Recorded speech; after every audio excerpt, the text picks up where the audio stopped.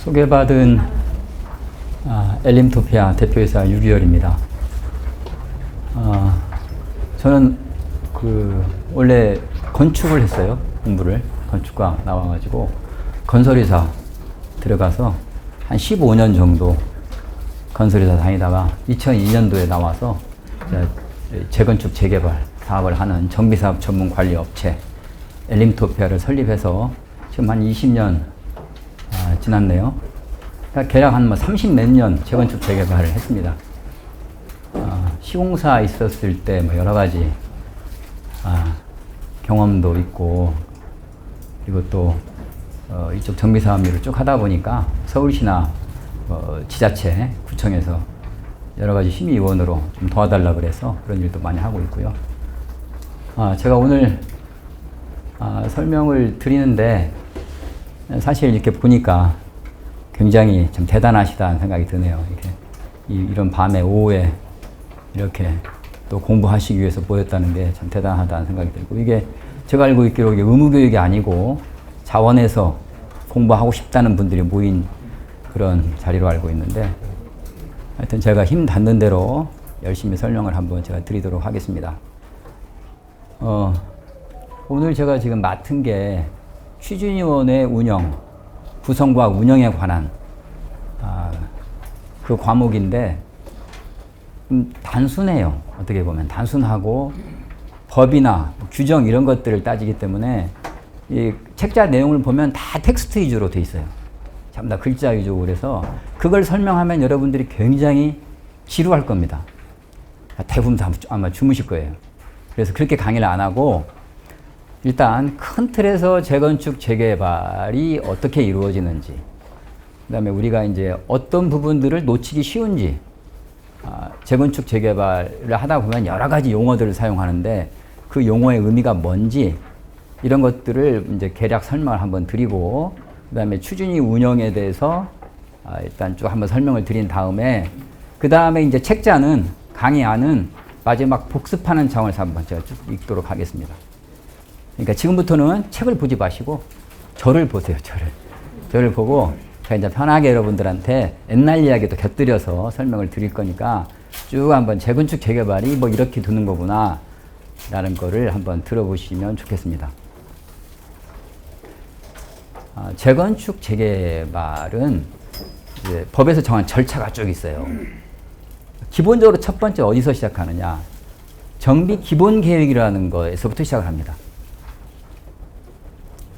그래서 이 정비 기본 계획은 재개발 재건축을 하기 위해서 서울시에서 개략적으로 어디를 재건축 또는 재개발을 하겠다라고 이제 계획을 딱 수립을 하는 거예요.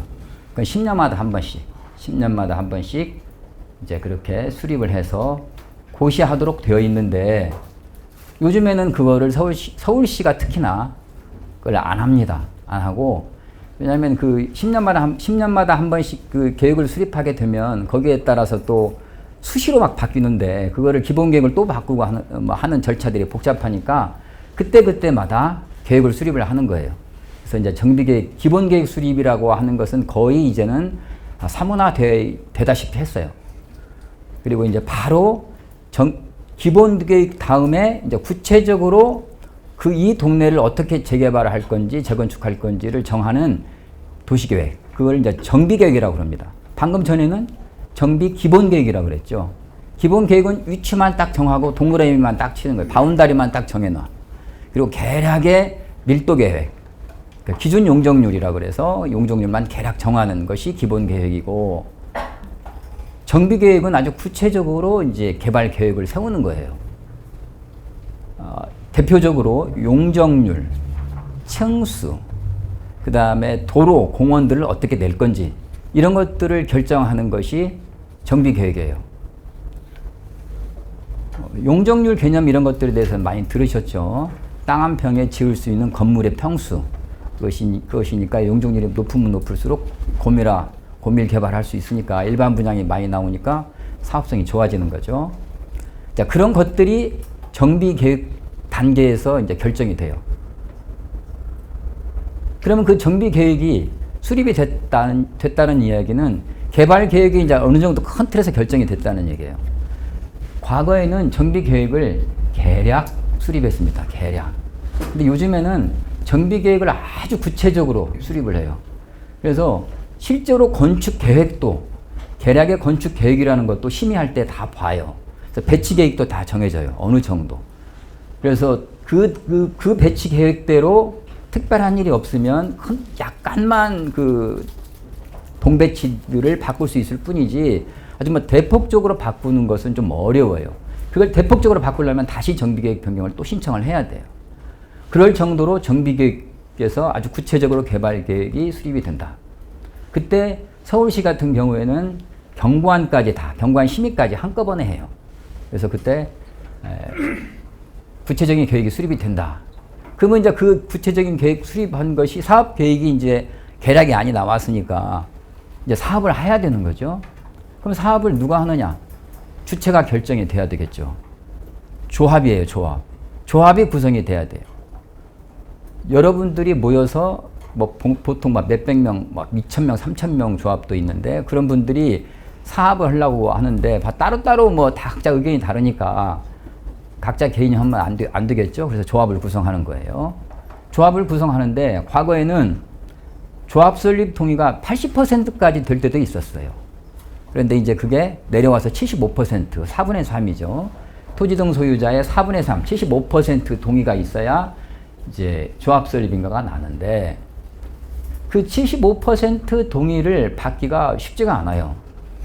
그래서 누구든지 과거에는 이 도시정비법이 시행되기 전에는 내가 이 동네 조합장을 하겠다. 그래가지고 A 조합장이 딱 한 명이 후보가 떠. 그다음에 B가 또 조합장 하겠다고 떠요. 자, 서로 75% 동의서를 받기 위해서 막 싸우는 거예요. 그런데 자기 동의서만 받으면 좋은데 A가 있다 그러면 B 쪽에서 봤을 때 A라는 사람한테 동의서 낸 토지등 소유자한테 가서 저 처리하라고 그렇게 얘기해요. 처리서를 받아요. 그러면 다시 또 처리서를 받은 사람한테 또 재처리서를 받고 이러다 보니까 뭐 무한정 동의서를 서로 받고 막 싸우는 거예요. 그래서 이렇게 하면 안 되겠다 라고 해서 빨리 과반 동의만 받은 사람을 조합 설립을 할 수 있도록 과반 동의 먼저 받은 사람을 추진 주체로 인정해 주자. 그렇게 해서 만들어진 제도가 추진위원회 제도예요. 그래서 먼저 과반 동의를 받은 사람이 동의서를 갖다 딱 구청에 먼저 내면 선착순이에요. 먼저 내면 그 사람한테 추진위 원장, 추진위를 승인을 해주고 추진위원장이 딱 결정이 되는 거예요. 그래서 한 구역에 두 개가 있을 수 없어요. 추진위원회는 한 구역당 딱 하나만 있어요. 그 추진위원장이 이제 지금 그때부터 이제 사업을 진행하는 거예요. 조합으로 가기 위해서. 오늘 제가 지금 설명드린 제 과목이 그 부분이에요. 추진위원회에서 조합까지 가는 과정. 그거를 좀 이따 별도로 제가 자세하게 설명을 드리겠고, 지금은 이제 큰 틀에서 설명드리는 겁니다.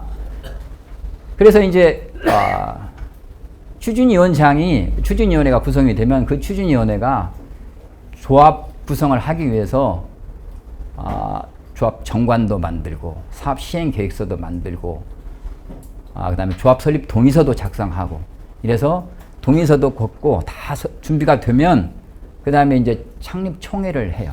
총회를 해서 창립총회 할 때 정관하고 대표적으로 결정되는 게 가장 핵심이 창립총회는 정관하고 임원, 대의원 결정하는 거예요. 임원은 뭐냐?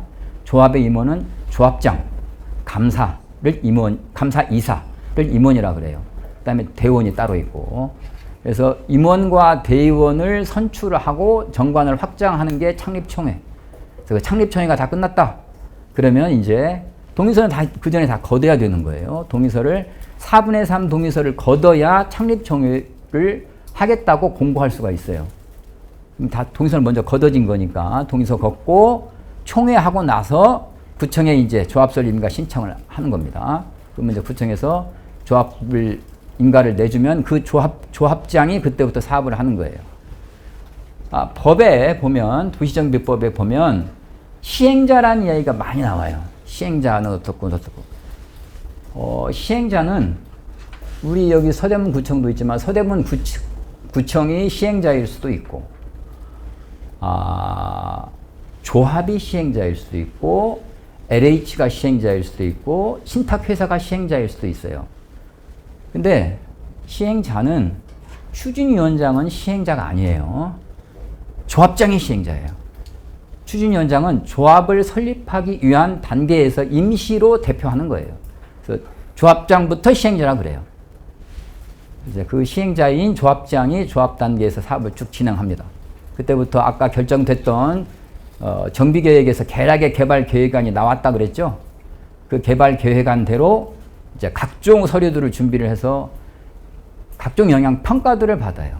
교통 영향 평가, 그다음에 환경 영향 평가, 그다음에 각종 심의, 경관 심의, 건축 심의인데 서울시는 아까 말씀드렸던 것처럼 경관 심의 별도로 안 하고 정비계획 심의할 때 같이 앞단에서 정비계획 수립할 때 합니다. 그래서 그 여러 가지 심의들을 받고 그 다음에 이제 그 다 통과가 되면 사업 시행 계획 단계로 넘어가는 거예요.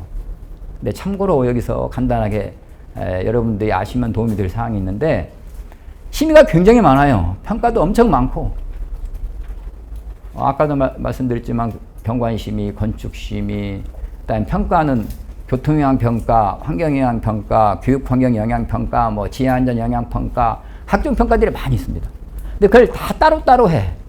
그러니까 이거 하나 받으면 저거 가서 또 한번 또 하나 넘어가고 한 산 넘어가면 또 넘어가고 이렇게 시간이 많이 걸리죠. 그래서 이번에 도시정비법이 개정이 됐어요.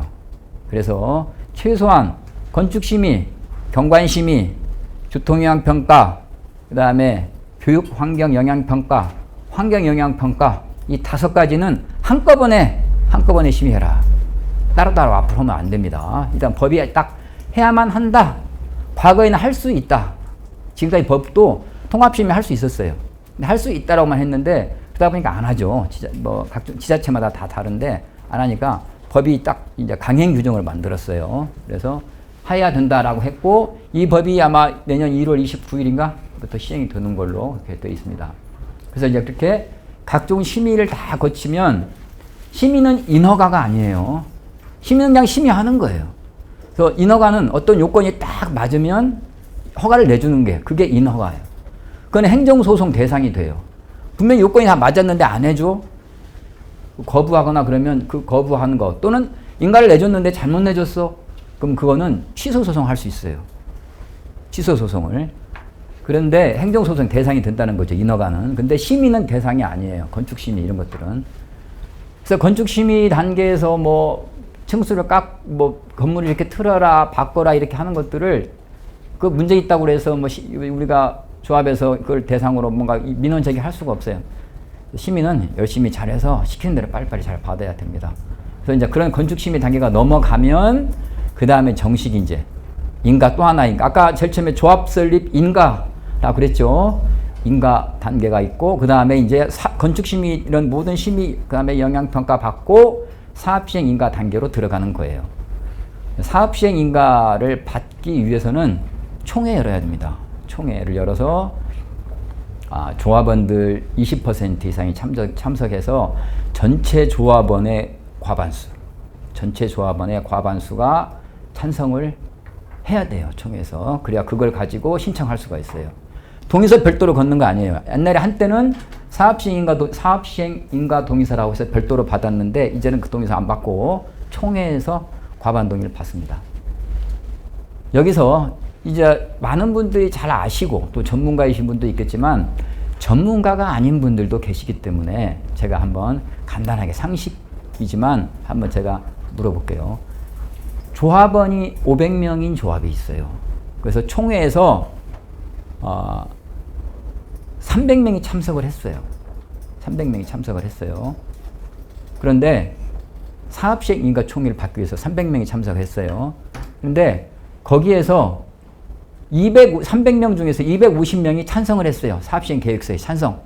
전체 조합원이 500명인데 300명이 참석을 하고 250명이 찬성했어요.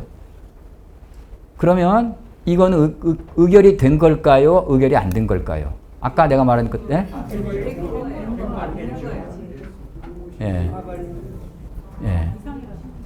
이게 사업시행 인가 총회는 참석자의 과반이 아니고 전체 조합원의 과반이라 그랬잖아요. 그러니까 500명 전체 조합원의 과반이야. 그러면 과반, 500명의 과반, 250명? 아니다 이거예요. 250명은 절반인 거예요. 다. 절반. 과는 초과하는 거예요. 250명보다 하나로 더 많아야 돼. 251명이어야 돼요. 그러니까 250명만 찬성했다. 그럼 의결된 거 아니에요. 그거. 부결된 겁니다. 네. 그렇게 해서 그 사업시행 이제 총회를 전체 조합원의 과반의 찬성을 얻어서 총회를 해야 이제 해서 의결이 되면 그걸 가지고 이제 인가 신청하는 거예요.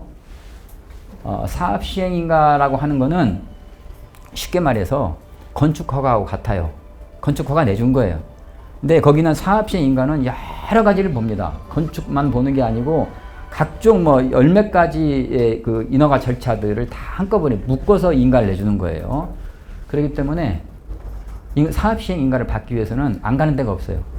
뭐 소방서, 예를 들어서 뭐 경찰서, 군부대도 가고 딱 인허가청 안에서 뭐 서울시나 아니면 뭐 구청에서만 하는 게 아니에요. 그 사업시행 인가는 내주는 것은 누가 내주냐면 구청장이 내줍니다. 서대문 구청장님이 인가는 내주지만 그 모든 서류를 서울시에 있는 모든 부서에 다 보내고 아까 말한 경찰서, 소방서, 군부대 뭐 기타 등등 모든 유관부서에 보내서 법적으로 문제가 없는지 소방서 보내는 것은 이유를 알겠죠? 불나면 이게 문제가 없는지 이 건물이 그런 것들을 봐달라고 하는 거예요. 그렇게 인가 나기 전에 우리가 소방 별도로 협의를 하고 심의를 또 해요. 했는데 그대로 도면이 그려졌는지를 본다는 거지 그 사람들이. 그래서 이제 그런 것들을 다 봐가지고 문제가 없으면 이제 인가가 나오는 겁니다. 그러면 인가 그걸 가지고 이제 그때부터 땅 파도 되는 거예요. 건축 허가 났으니까 땅 파도 됩니다. 근데 땅을 바로 못 파죠. 재건축 재개발은 허가 났다 해서 땅 못 파요. 이사 나가야 돼 조합원들이. 이사 나가야 되는데 이사 나가려고 그러면 내 집이 내가 얼마를 평가받았고 그 다음에 내가 25평짜리 아파트 또는 34평짜리 아파트 들어갈 때 분담금이 얼마인지를 알아야 나갈 거 아니에요.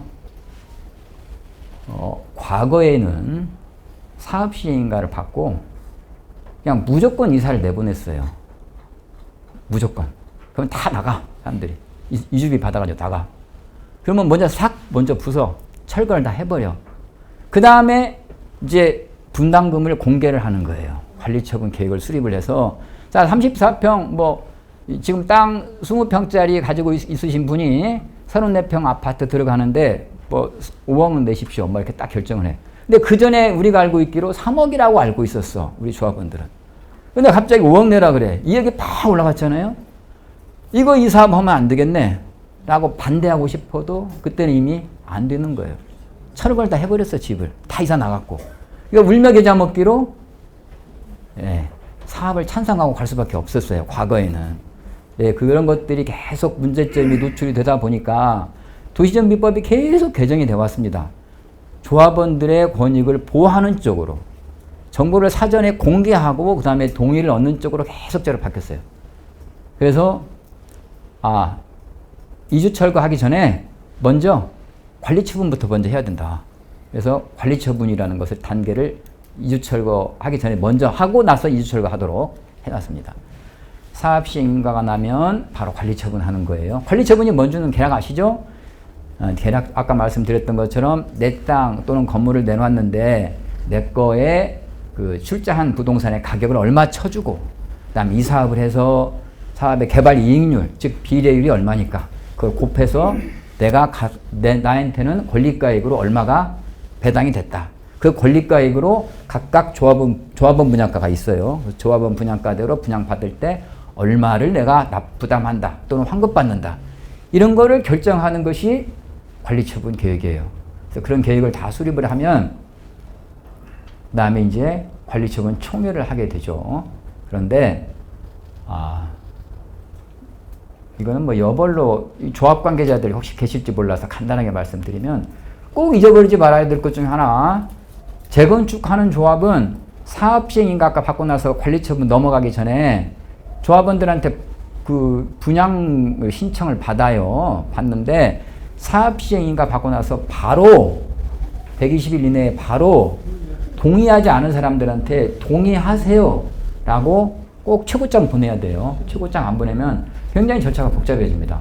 그러면 매도 청구 소송에서 패소할 가능성이 굉장히 높아요. 그럼 굉장히 절차가 복잡해지고 사업이 지연돼요. 그러니까 재건축 조합은 사업 시행인가 나고 나서 필히 동의하지 않은 사람들한테 매도하라고 팔으라고 조합에 팔으라고 내용 증명으로 최고장을 보내야 된다. 예. 그리고 나서 이제 조합 부장 신청 받고 관리처분 계획을 수립을 해서 이제 그 조합원들한테 미리 다 이제 총회를 딱 개최하기 한 달 전에 보내줘야 돼요. 한 달 전에 보내줍니다. 보내주는데 요즘 옛날에는 본인 것만 보내줬어요. 본인 것만. 내 것만 내 거 평가가 얼마고 내 분양 내가 저기 얼마인지 분담금이 얼마인지 개별적으로만 보내줬는데 최근에 그것도 법이 또 법에는 없는데 대법원 판례가 최근에 새로 하나 새롭게 만들어진 게 있어요. 전체 조합원 거를 다 보내라는 겁니다. 보낼 때 내 것만 아니고 이웃집 것도 혹시라도 다르게 뭐가 잘못됐을 수도 있으니까 같이 두루두루 크로스 체크 해보라는 차원이겠죠. 그런 차원으로 전체를 다 보내라고 대법원 판례가 최근에 나왔어요. 그래서 그거 모르고 막 진행하는 조합들이 있는데 그러면 나중에 또 문제가 됩니다. 관리처분 취소, 사유가 돼요. 그런 게. 그래서 이제 관리처분을 그렇게 해서 다 문제가 없으면 총회를 여는데 관리처분 총회 아까 사업시행인가 총회할 때 우리가 그 전체 조합원의 과반 찬성이라 그랬잖아요. 근데 그 얘기는 안 했네. 직접 참석. 조합원들이 직접 참석을 많이 해야 돼요. 중요한 총회는 조합원들이 직접 참석을 많이 해야 되는데 대표적으로 조합 창립총회, 사업시행인가 총회, 관리처분 총회는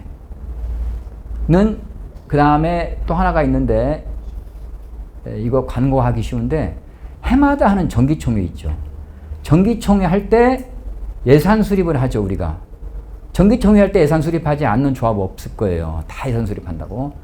그러면 그 정비사업비를 결정하는 총회거든요. 그것도 포함해서 이 4개 총회는 직접 참석이 꼭 20% 이상이어야 돼요. 나머지 총회는 10%만 참석해도 돼요. 직접 참석이. 그 다음부터는 전부 다 뭐 서면 결의서만 내고 해도 됩니다. 방금 말한 4개 총회는 직접 참석이 꼭 20% 이상이어야 된다. 시공대 선정 총회는 직접 참석이 50%예요. 50%. 네. 관리처분 총회는 아까 말씀드렸던 것처럼 사업시행인가 총회하고 총회의 성원 요건이나 의결 요건이 같아요. 20% 직참에다가 전체 조합원의 과반이 참석을 해야 된다. 찬성을 해야 된다. 그런데 사업시행 총회나 관리처분 총회 때 3분의 2 찬성해야 되는 것도 있어요. 뭐냐면 정비사업비가 갑자기 많이 올라가는 거, 10% 이상 올라가는 거. 사업시행 인가 때는 조합 설립 때에 비해서 10% 이상 올라가는 거. 관리처분 때는 사업시행 총회 인가 때 정비사업비를 결정을 하거든요. 그것보다 10% 이상 올라가기 때는 예상하지 못했던 것보다 비용이 많이 올라갔기 때문에 의결 요건이 가중 요건을 적용이 돼서 더 많은 찬성을 요구를 해요. 그래서 3분의 2 이상의 찬성이 있어야 됩니다.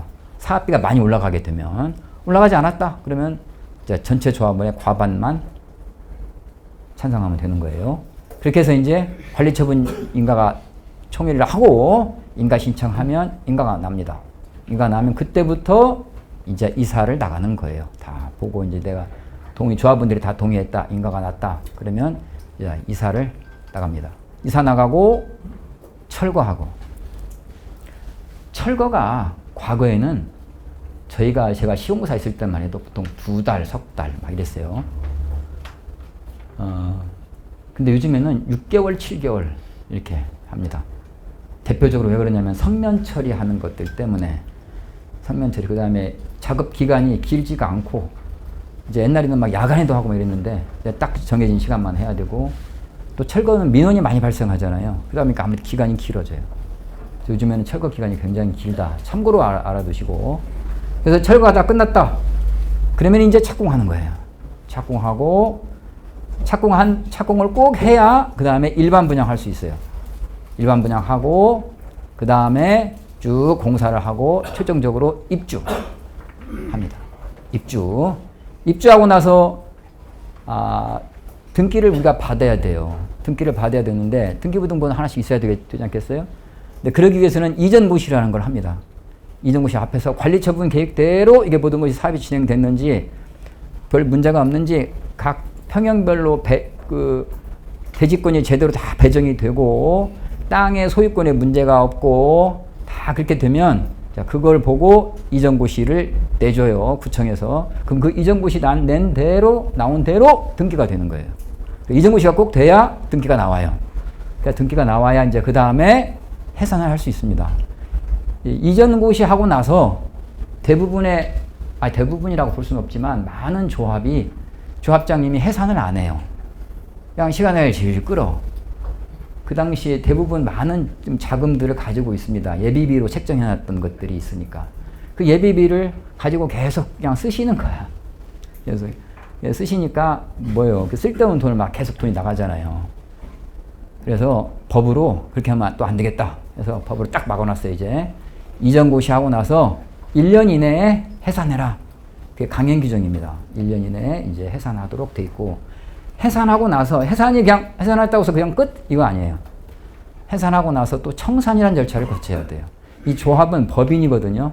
법인이 해산했다고 해서 금방 딱 끝나는 게 아니고 그 법인과 소송 관계에 있는 것이 있을 수 있잖아요. 소송을 당하거나 또는 이쪽에서 소송을 했거나 뭐 여러 가지 아닌 세금 문제가 있거나 이래서 남아있는 업무들을 잔존 업무를 처리를 해야 돼. 그걸 청산인들이 처리를 하는 거예요. 대부분 조합 임원들이 청산인이 돼서 청산을 하죠. 그러니까 조합 해산할 때는 돈을 다 떨어내서 줘야 돼. 조합원들한테 주고 청산인들이 활동할 수 있는 최소권만 남겨놔야 된다 이거죠. 그것만 가지고 이제 청산 마지막 하고 끝나는 겁니다. 사업이. 예, 이게 일반적인 이제 재건축 재개발 추진 절차예요. 그 다음에 우리가 이제 이제 절차를 설명을 드렸는데 여러 가지 우리가 용어를 씁니다.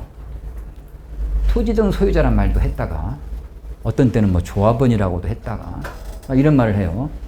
그러면 토지 등 소유자는 뭐고 또 조합원은 뭐냐? 그것부터 우리가 정확하게 알 필요가 있어요. 토지 등 소유자라고 하는 거는 토지만이 아니고 건물도 있잖아요.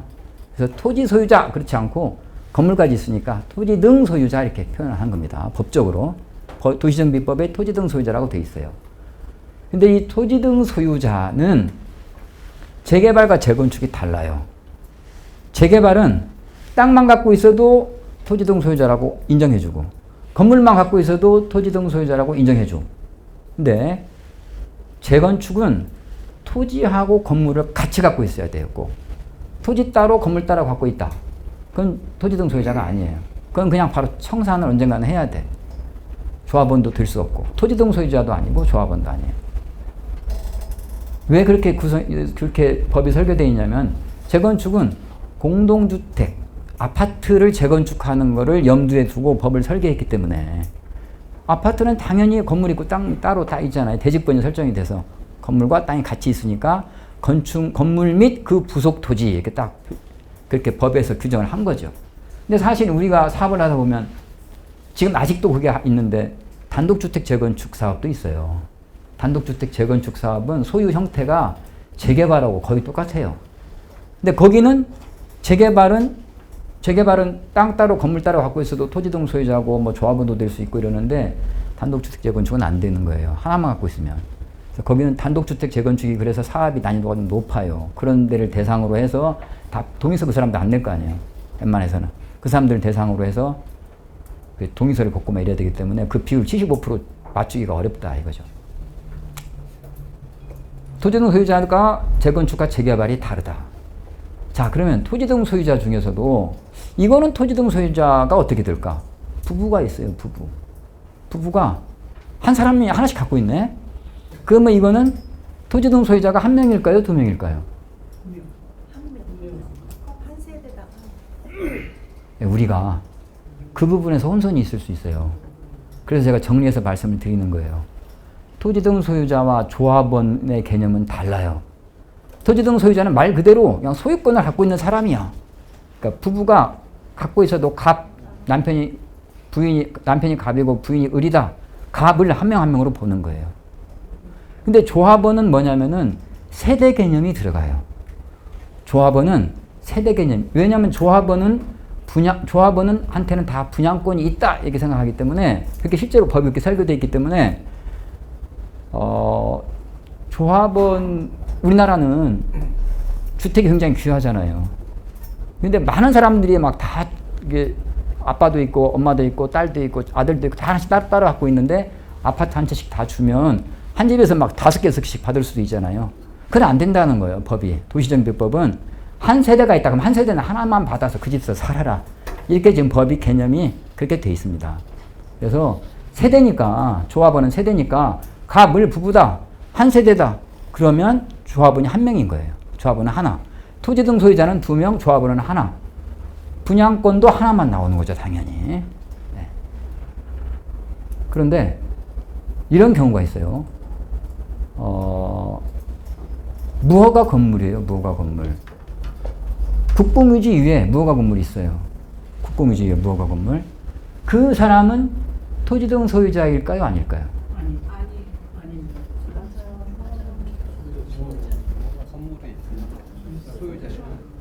네. 의견이 조금 갈리잖아요. 네. 무허가 건물, 그러니까 국공유지 위에 있는 무허가 건물은 토지 등 소유자가 아니에요. 대법원 판례가 그렇게 나와 있어요. 상도 19역인가 아마 거기서 그렇게 판례가 나와가지고 그것이 유지가 계속 되고 있어요. 왜냐하면 땅이 없잖아요. 국공유지 위에 지었으니까 자기 땅이 아니야. 건물이 있긴 있는데 그건 무허가야. 그러니까 건물도 없고 땅도 없다고 보는 거예요. 그래서 거기는 토지 등 소유자는 아니야. 근데 거기 분양권 준다던데? 이렇게 생각하잖아요. 그거는 과거에 그런 판례가 나오기 전에 이 재개발이 뭐 작년, 재작년, 뭐 20년 전에 한 게 아니고 70년대부터 해왔잖아요. 그 판례가 나온 것은 2000년대 초반쯤 돼요. 그 전에 서울시에서 오랫동안 국공유지, 과거에 서울시가 달동네들이 많았고 이러니까 그때 다 그런 사람들의 협조를 얻기 위해서는 분양권을 줬어야 됐다고요. 그래서 다 분양권을 줬어요. 근데 갑자기 토지 등 소유자가 아니니까 조합원도 아니고 그래서 분양권도 못 줘 이러면 안 되겠죠. 그래서 그 사람들을 구제하기 위해서 조례로 이렇게 정해놨어요. 그런 무허가 건축, 특정 무허가 건축물이라고 해서 아마 그게 89년 이전에 지어진 거, 그 무허가 건물은 정관에서 정하면 조합원으로 인정할 수 있도록 해놨어요. 그래서 조합 정관에서 그걸 정해야 돼. 안 정했다. 그러면 재개발 조합 정관 없으면 안 되는 거예요. 그것도 조합원도 안 되고 분양권도 없어요. 그래서 꼭 정관으로 정해야 된다. 그래서 무허가 건물은 토지 등 소유자는 아니지만 조합원이 될 수도 있고 분양 대상자가 될 수도 있다. 이런 경우 있어요. 땅이 90제곱미터가 안 돼. 재개발 사업에서. 재건축 사업에서는 땅만 갖고 있으면 당연히 토지 등 소유자가 아니죠. 근데 재개발은 90제곱미터 이하 갖고 있는 사람이면은 토지 등 소유자는 맞죠? 땅 갖고 있으니까 토지 등 소유자예요. 그리고 조합원도 돼. 근데 분양권은 없어요. 거기는 분양권, 서울시 조례에 따라서 땅이 작은 땅은 나대지 갖고 있는 경우 말하는 겁니다. 나대지. 그런 것은 안 된다. 그렇게 되어 있습니다. 그래서 토지 등 소유자와 조합원의 개념은 다르고 각각의 그 다음에 분양권도 다르고 각각의 적용되는 것이 다 다르기 때문에 그런 것들을 우리가 알 필요가 미리 좀 알아놓을 필요가 있고 좀 더 심화학습으로 들어가서 좀 더 깊이 들어가서 재건축 조합원인데 원래 조합 설립인가 받고 나면 한 사람이 2개 물건 갖고 있어요. 아니 한 사람이 아니고 한 세대에서 남편은 주택 갖고 있고 부인이 조그마한 상가를 하나 갖고 있어. 그래서 따로따로 토지 등 소유자였다가 조합이 됐네. 조합이 돼서 조합은 하나잖아요. 갑과 을이 하나라고 그랬잖아요. 하나가 됐어. 근데 그 사람 물건을 다른 사람이 샀어요. 하나를. 상가를 하나 샀어. 그 사람은 조합원일까요? 아닐까요?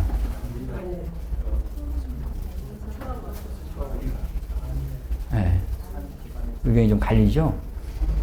네. 그거는 제가 앞에 단서 조건이 있었어요. 그거는 한 사람이 갖고 있는 게 아니고 부부가 갖고 있는 경우는 한 사람이 갖고 있는 경우는 안 돼요, 그거. 근데 부부가 따로따로 갖고 있었잖아요. 토지등 소유자로서 따로따로 갖고 있다가 억지로 하나의 조합원으로 이렇게 묶였잖아요. 근데 나중에 그걸 하나를 팔았다. 한 사람이 여러 개 갖고 있다가 하나 팔면 그 사람은 조합원 절대 안 돼요. 산 사람. 근데 부부가 원래부터 따로따로 갖고 있었는데 그 하나를 샀다. 조합원이 됩니다. 그럼 국토부에서 요건에서 그렇게 하고 있어요. 된다.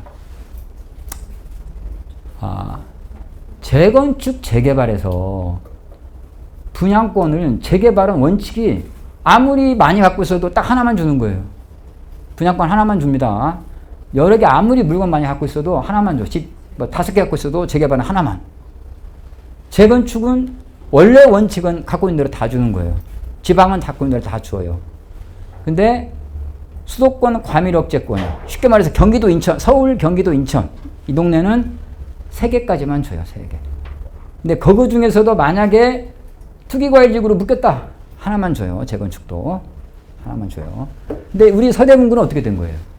현재 지금 수도권 과밀억제권 여기 들어가죠.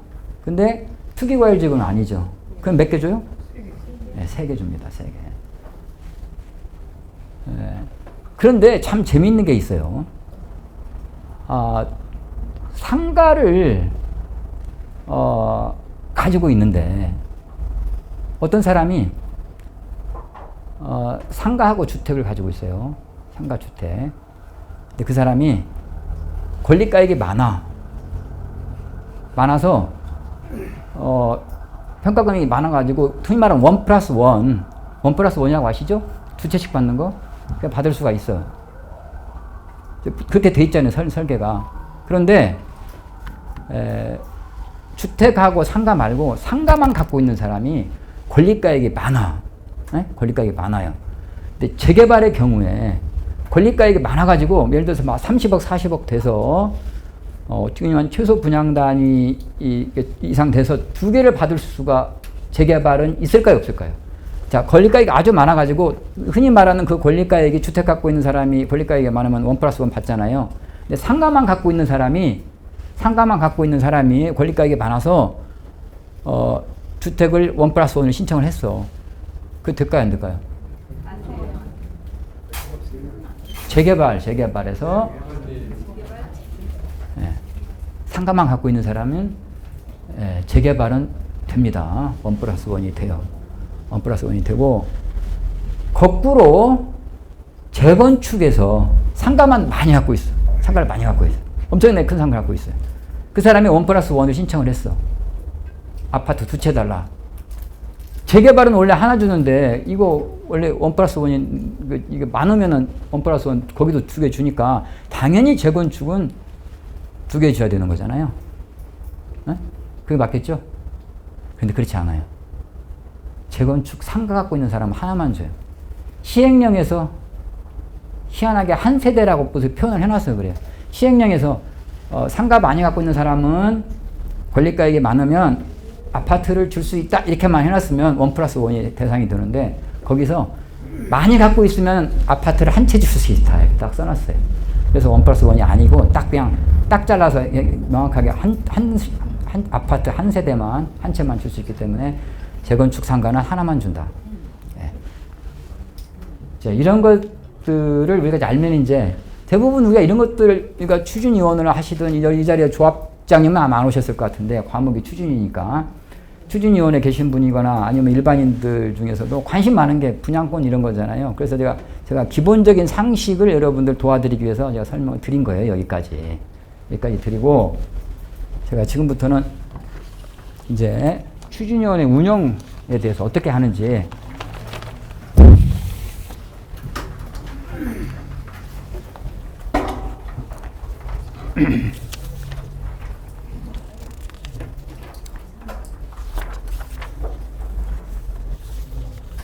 그 전에 제가 이것도 사소하다고 생각할 수 있지만 이것도 소송거리가 대상이 되는 거예요. 추진이나 조합하실 분들은 잘 아셔야 돼요. 기산일이라는 게 있어요. 우리가 며칠 후에 뭘 해라. 뭐 며칠 이후까지는 뭘 하고 또 며칠 전에 뭘 통지를 해라. 꼭 이런 표현들이 많이 나와요. 자, 총회하기 전에 7일 전에 통지를 해라 라고 했어요. 그럼 7일 전에 통지를 해야 돼. 그러면 예를 들어서 오늘이 월요일인데 다음 주 월요일 날 우리가 총회를 하려고 하거나 또는 추진위원회를 하려고 하거나 하면 7일 전에 통지하도록 되어 있는데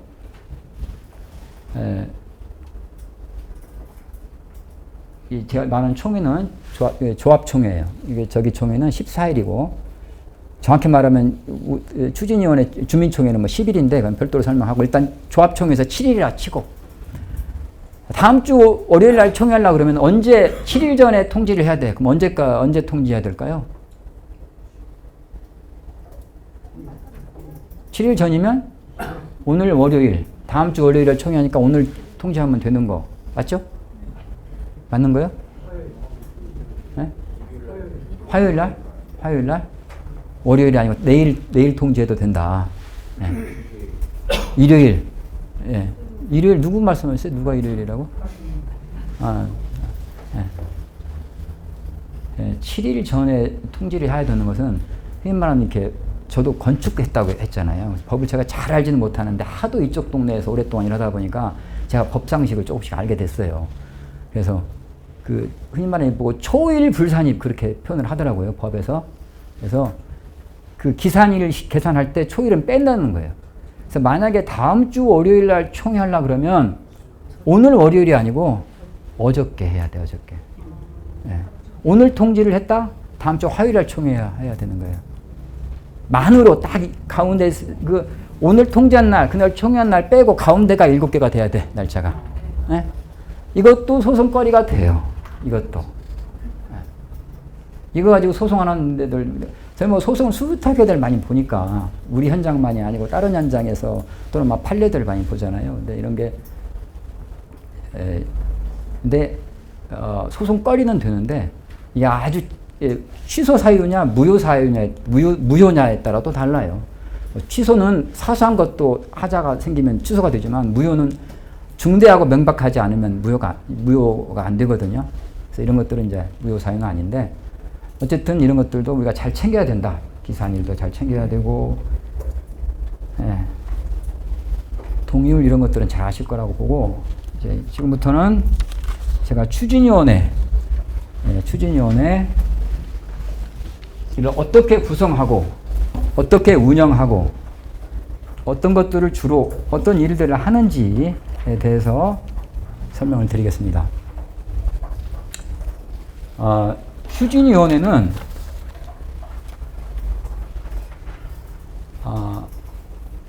추진위원장, 감사, 추진위원 이렇게 해서 추진위원회가 구성이 돼요. 최소 5명 이상으로 구성하도록 돼 있어요. 근데 토지등 소유자가 이거 보실 거 없어요. 이거 보지 마세요. 아까 말했잖아요. 이거는 마지막에 한 10분, 20분 쭉 한 읽으면서 복습할 때 볼 거고 지금도 계속 제 얘기만 듣고 그냥 필요한 거 있으면 메모하시고 머릿속에 넣어놓고 이제 마지막에 이거 할 때 거기다가 밑줄만 좀씩 그어놓으면 돼요. 중요한 부분들은. 제가 밑줄 그어놓으세요 할 테니까 추진위원회는 5명 이상으로 구성을 하는데 10명당 1명꼴 이상 해야 돼. 그러니까 우리가 토지등 소유자가 50명이다. 그럼 10명당 1명꼴이면 얼마죠? 5명. 그렇죠. 제가 말 잘못했습니다. 5명인 데는 많지 않으니까 500명이다. 500명이면 추진위원회 몇 명? 50명 해야 되죠. 50명 이상 해야 돼요. 50명 이상. 근데 만약에 40명이다. 40명. 토지등 소유자가 4명이 아니고 5명이에요. 왜냐하면 방금 말했잖아요. 최소한 5명부터 해야 된다. 그렇기 때문에 5명부터 이제 올라가는 거야. 쭉 올라가요. 10명당 한 명꼴씩 뽑아. 근데 어느 구역은 막 굉장히 큰 구역은 2,000명인 데가 있을 수 있잖아요.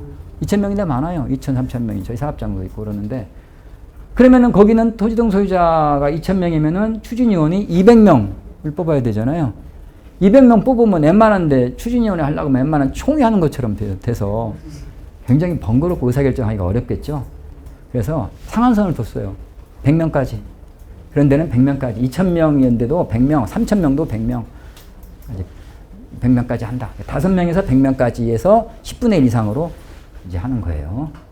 그렇게 해서 추진위원회를 구성을 하는데,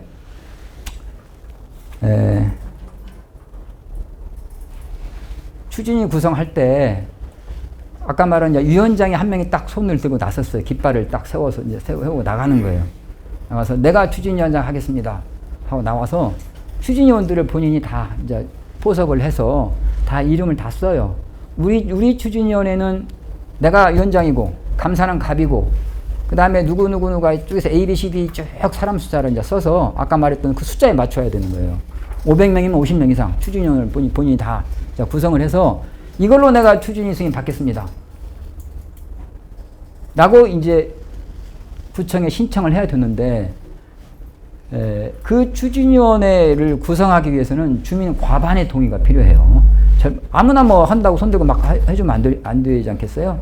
그래서 주민 과반 동의가 있어야 돼.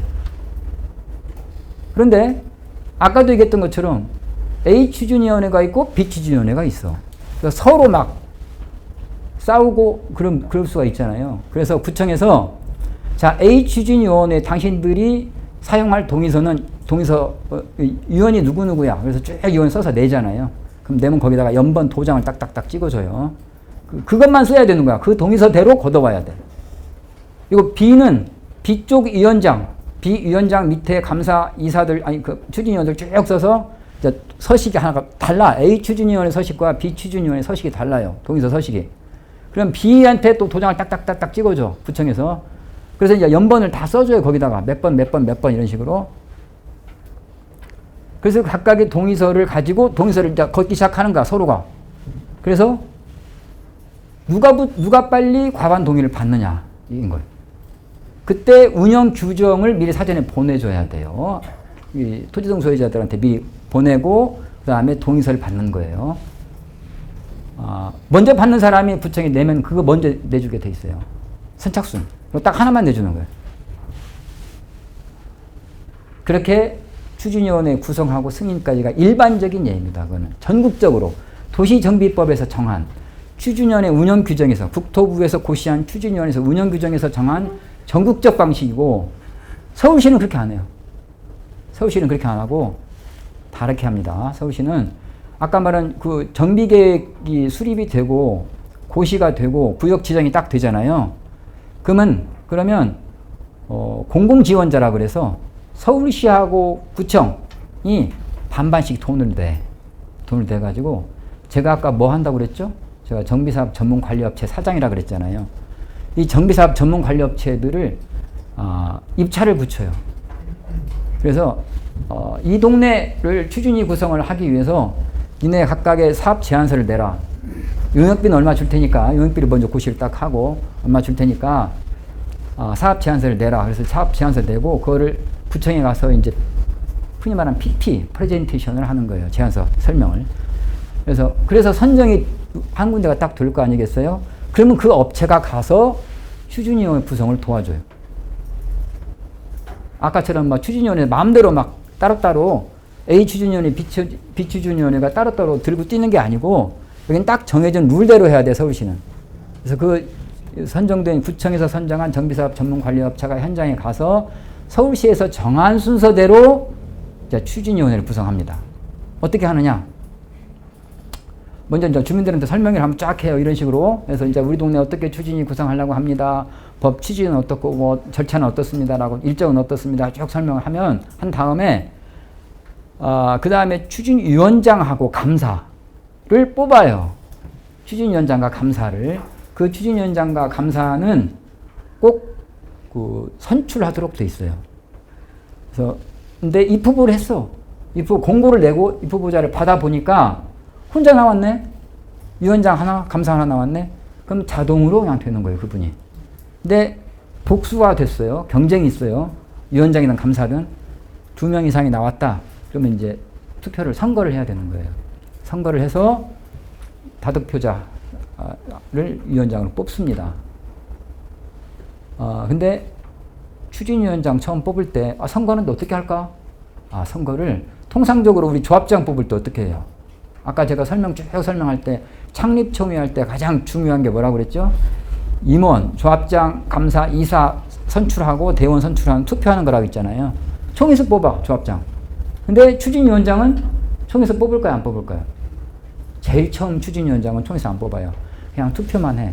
정해진 날, 정해진 장소 가서 투표해서 가장 많이 표를 받은 분이 추진위원장이 되는 거예요. 감사가 되고. 그리고 그분이 딱 추진위원을 구성을 하는 거예요. 뭐 추진위원을 그때 구성할 때 다시 또 추진위원을 뭐 투표하거나 구청에서 누구누구를 넣어라 뭐 선임하거나 그게 아니고 내 배짱에만 추진위원장이 나랑 함께 일할 사람을 딱 모집을 해서 그 사람 이름을 쭉 써. 추진위원회 동의서에. 아까 전국적으로 동의서 다 쓴다고 그랬잖아요. 위원장 누구, 감사 누구, 위원 이름 쭉 쓰는 거.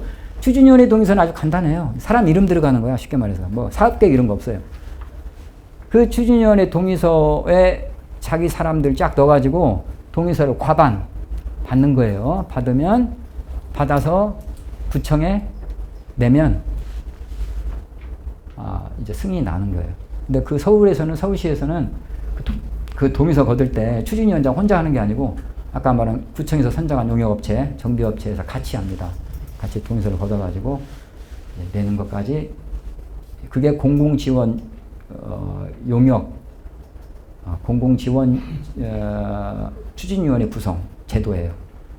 그렇게 해서 이제 서울시는 그런 방식으로 추진위를 구성을 한다. 네. 식사하시고 다들 오셨죠? 점심시간에. 많이 졸립죠? 아니요. 근데 참 대단하시네. 내가 보니까 조시는 분이 몇 분 안 계시고 진짜 열심히 잘 들으시네요.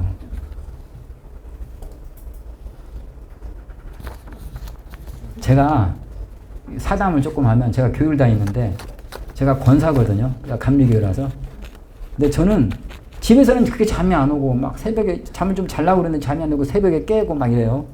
근데 교회만 가면 그렇게 졸려있고 아주 은혜가 아주 그냥 그래서 하나님이 사랑하시는 자한테는 잠을 줬다고 그러는데 저는 막 잠을 주시더라고요. 그래서 교회에서 목사님 설교를 부릅뜨고 들으려고 해도 안 돼. 그래서 근데 오늘 보니까 여러분 참 대단하십니다. 대단하시고. 예. 추진위원회 자격 요건. 추진위원은 그 구역에 그건 추진위원이니까 위원장 감사 마찬가지예요. 그 구역에서 1년 이상 살아야 돼. 최근 3년 이내 1년 이상 거주하거나 또는 5년 이상 소유하고 있어야 돼요. 5년 이상 소유하고 있어야 돼. 두 가지 중에 하나만 하면 됩니다.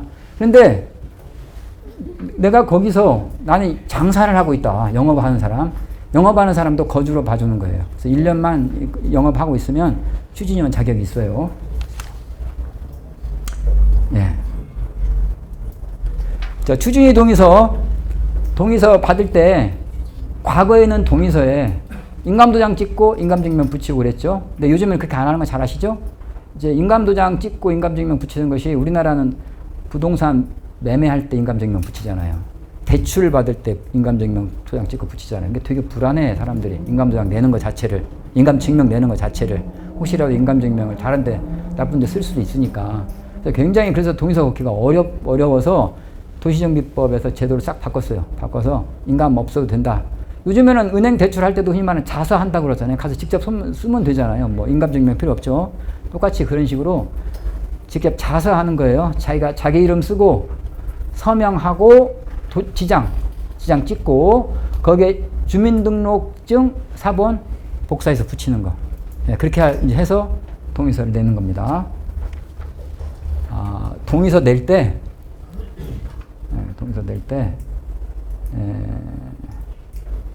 추진위 동의서를 냈어요. 조합 설립 동의서 안 내도 돼요. 추진위 동의서 낸 사람은 조합 설립 동의한 걸로 쳐줘. 의제 처리해요. 근데 마음에 안 들어. 내가 일단 추진위 동의서를 냈는데 위원장이 하는 게 마음에 안 들어. 추진위원장이 하는 게 마음에 안 들어. 그럼 추진위원회 승인 신청하기 전에 처리할 수 있어요. 그 다음에 이 추진위원회 동의서를 가지고 조합 설립 동의서 쓸 수 있다고 그랬잖아요. 별도로 조합 설립 동의서를 낼 필요가 없어. 그러면 근데 이제 현재 위원장은 괜찮아서 냈는데 새로 선출된 조합장이 마음에 안 들어. 조합장 후보가 후보가 마음에 안 들어. 이제 일단 선출은 됐겠죠. 조합장이 됐어요. 조합장이 됐어. 그래서 이제 그 조합장이 이제 창립총회에서 조합장이 인가 신청을 하려고 그래. 그런데 신청 전까지는 그 추진위 동의서 처리할 수 있어요. 추진위 동의서는 아무 때나 처리할 수 있어요. 조합 설립 동의서는 30일 지나면 처리가 안 돼요. 근데 추진위 동의서는 아무 때라도 처리할 수 있다. 신청 전까지는 처리할 수 있다. 그리고 이 처리할 수 있다는 것을 토지동 소유자들한테 정확하게 고지를 해줘야 돼. 조합 설립 들어가서 이제 추진위원회가 좀 뒷부분에 설명하겠지만 어차피 말 나온 김에 설명하는 거예요. 추진위가 이제 다 구성이 되고 나서 추진위 이름이 정식 이름이 뭐냐면 조합 설립 추진위원회. 조합을 설립하기 위해서 구성된 위원회라는 얘기죠. 핵심 업무가 뭐냐면 조합 설립이야. 그래서 이제 그 추진위원회가 핵심은 동의서 받는 거예요. 정관 작성하고 동의서 받는 거야. 근데 그 동의서 받을 때 주민들한테 동의서 받기 시작할 때 여러분들이 이미 낸 추진위 동의서 조합 설립 동의서로 의제 처리합니다. 또 안 내도 됩니다. 그대로 사용하겠습니다. 라고만 하면 안 된다는 거예요. 처리할 수 있습니다. 라는 걸 꼭 써줘야 돼요. 그거 안 쓰면 그 동의서는 백지예요. 추진위 동의서 못 써요. 정확하게 그걸 고지하고 조합 설립 동의서를 받아 절차에 들어가 줘야만이 추진위 때 낸 동의서가 유효하다는 겁니다. 예.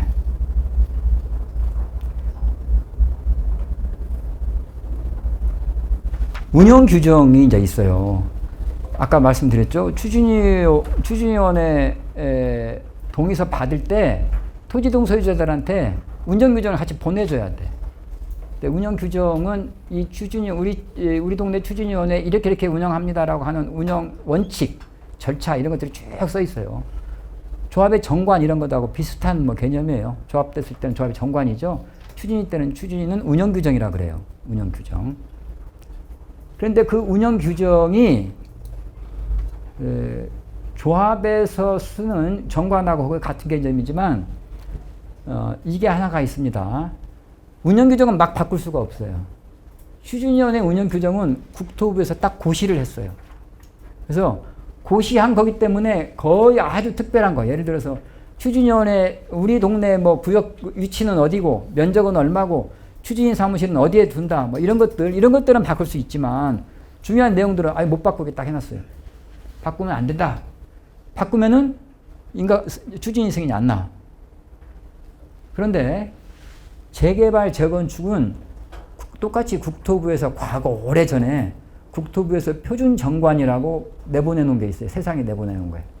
그걸 표준정관이라 그래요. 그럼 그 표준정관도 못 고치냐? 그건 아니에요.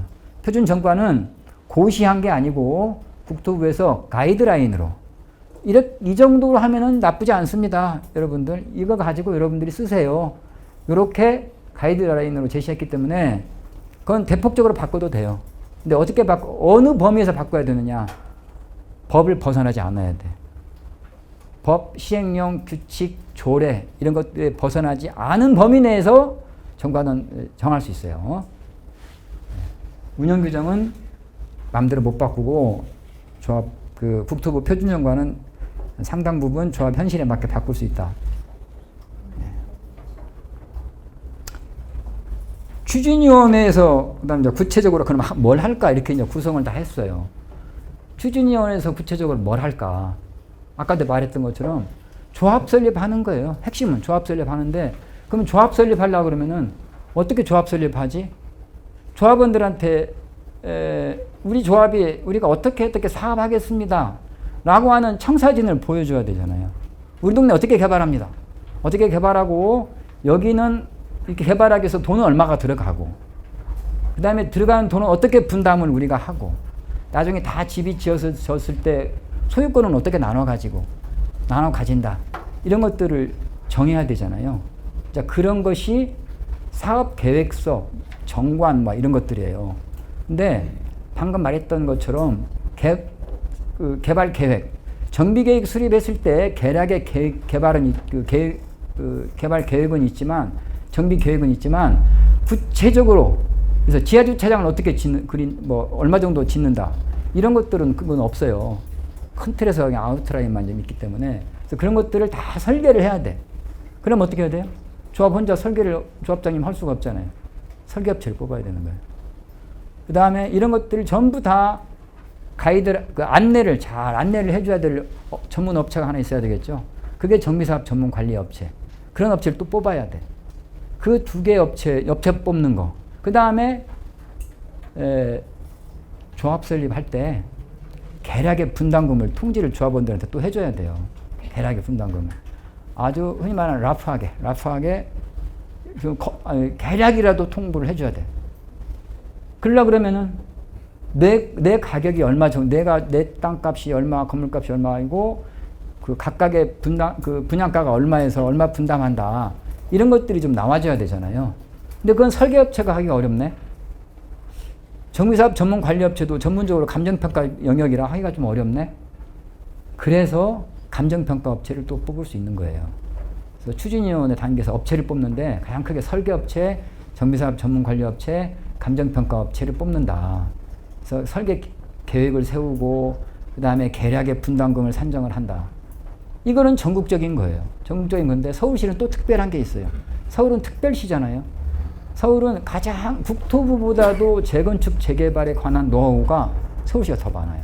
제가 국토부에서도 오랫동안 포럼 자문위원도 했었고 뭐 서울시 자문위원도 하고 하면서 이 각각의 회의하는 내용들을 보면은 뭐 큰 틀에서야 도정법의 전체를 다루니까 국토부가 잘 알지만 디테일한 거, 세부적인 것은 서울시가 훨씬 더 밝아요. 노하우가 더 강력해. 그래서 서울시만 하는 제도들이 많아요. 아까 방금 말한 것처럼 추진위 구성을 직접 해준다 할지. 그 다음에 각각 단계에서 추정 분담금이라는 것을 심의를 해. 그냥 마구제비로 사업을 분담금이 얼마 정도 될 것입니다라고 추진위 차원에서 툭 던져서 조합원들한테 토지동 소유자들한테 내보냈을 때 과연 그게 맞나 안 맞나. 그게 말했던 것보다도 나중에 보니까 분담금이 엄청 올라간다랄지. 이게 동의서를 걷기 위해서 사업을 포장하고 화려하게 해서 사업성이 엄청 좋은 것처럼 해가지고 나중에 뻥 터질 수가 있잖아요. 그래서 그렇게 할 수 없도록 전문가들이 모여서 심의를 하는 거예요. 그걸 보고 추정 분담금 심의라고 그래요. 심의 제도인데 조합 설립인가 때, 사업 시행인가 때, 인가 전, 조합 설립인가 전, 사업 시행인가 전, 관리 처분인가 전에 3단계에 걸쳐서 추정 분담금 심의를 해요. 각 구청에서 해요. 그래서 이제 각각의 전문가, 감정평가업체 아니면 정비업체 이런 사람들을 모아놓고 한 5명이 모여서 그 심의를, 그 추정 분담금을 작성한 자료를 이제 심의를 해서 오케이 하면 그 다음 단계로 넘어가는 거예요. 그러니까 추정 분담금 심의 자료를 만들기 위해서라도 감정평가업체가 필요한 거죠. 서울시에서. 그래서 이제 그 업체에서 추정 분담금 심의가 자료를 만들어서 통과가 되면 그게 이제 실질적으로 조합 설립 동의서에 태워지는 거예요. 동의서 서식 안에 공사비는 계략 얼마, 사업비 얼마 쭉 들어간다고 하고 그런 것들이 사업계획서 안에 들어가서 그것이 전부 다 이제 쫙 한 세트가 만들어져 가지고 조합원들한테 우리 동네는 사업 계략의 사업 이렇게 건물이 지어지고 실제로 분담금은 얼마 정도 이렇게 됩니다라고 조합원들한테 이제 토지동 소유자들한테 사전에 다 내보내고 나서 정광도 내보내야 되겠죠. 정광 내보내고 나서 조합 설립 동의서를 받는다는 겁니다. 그게 추진위원회가 하는 주요 업무예요. 핵심 업무다. 그리고 이제 구체적으로 그 중에 또 하나가 뭐냐면 그 이제 분담금하고 동의서 걷는 데까지 했잖아요. 동의서를 다 거두면 4분의 3 동의서 거두면 그 다음에 뭐 한다고 그랬죠? 조합 설립인가를 받으려면 뭘 해야 돼? 꼭 총회해야 돼요. 총회. 창립 총회를 해야 돼요. 총회를 해서 이제 그때 총회 때가 핵심이 뭐라고요? 총회 때? 핵심이 크게 두 가지라 그랬죠. 동의서는 이미 거둬졌어. 거뒀으니까 총회하는 거예요. 4분의 3 동의서가 넘어갔으니까 총회가 열렸어. 그럼 그 자리에서 총회 때 조합장만이 아니고 이사감사, 조합임원, 대의원도 조합임원, 대의원 선출하고 조합 정관을 확정하는 거예요. 그때 확정하는 겁니다. 그렇게 이제 그런 창립 총회를 해야 되는데 조합장 선출이 조합장이 후보가 단일 후보라고 하면 뭐 큰 문제 없이 그냥 순탄하게 바로 창립청에 찬반만 물으면 되잖아요. 근데 복수의 후보가 또 나왔다. 그러면 이제 치열할 거 아닙니까? 그러면 어떻게 해야 돼? 선거를 관리를 공정하게 잘 해야 되잖아요. 그렇게 하기 위해서 선거관리 규정도 만들고 선거관리위원회가 구성이 돼. 그래서 그 선거관리위원회에서 이제 선거를 관리하는데 선거관리 규정과 선거관리위원회 구성하는 것까지는 추진위원회에서 하고 그다음에 나머지 직접적으로 선거 관리는 그 관리위원회에서 한다는 겁니다. 그렇게 이제 그런 것들을 하는 게 추진위원회 주요 업무예요. 그래서 창립청이 하고 이제 마지막 인가 신청까지 하는 겁니다.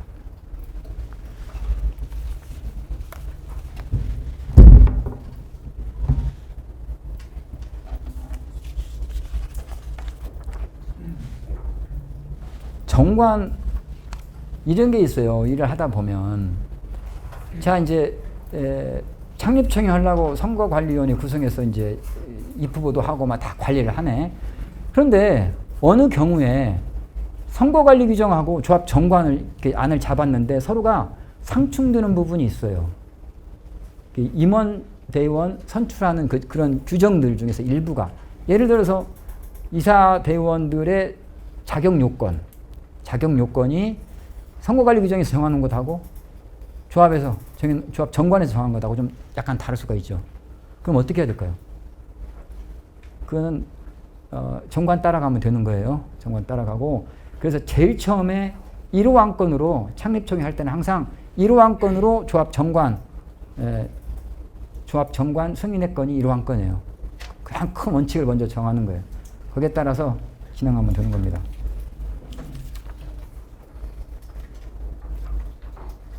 네. 이제 그 총회 그런 것들을 하기 위해서 이제 추진위원회를 해야 되네. 추진위원회 뭐 여러 가지 뭐 회의를 해서 의사결정을 해야 될 거 아니에요. 업체도 뽑고 뭐 조합 정관도 만들고 하려면 회의를 막 수시로 해야 되잖아요. 그 추진위원회 회의를 어떻게 하나? 일단 소집권자는 당연히 위원장이고 추진위원회 며칠 전에 소집 통보를 해야 되냐면 7일 전에 통보를 해야 돼요. 근데 아까 말했죠? 통보하는 거 일주일이 하루씩 빠져야 된다는 거. 네. 근데 이것도 사소한 거지만 혹시 추진위원회나 조합 하시는 분 임원들 계시면 염두에 둘 게 하나 있어요. 운영 규정에도 그렇고 조합 정관에도 그렇고 대부분 뭐라고 돼 있냐면 뭘 통지할 때는 중요한 내용은 조합 게시판에 게시하고 그다음에 우편물로 등기 우편으로 보낸다 이렇게 해놨어요. 그럼 대부분 우리가 현실적으로 누가 조합 사무실 게시판에 와서 누가 게시판 안 보잖아요.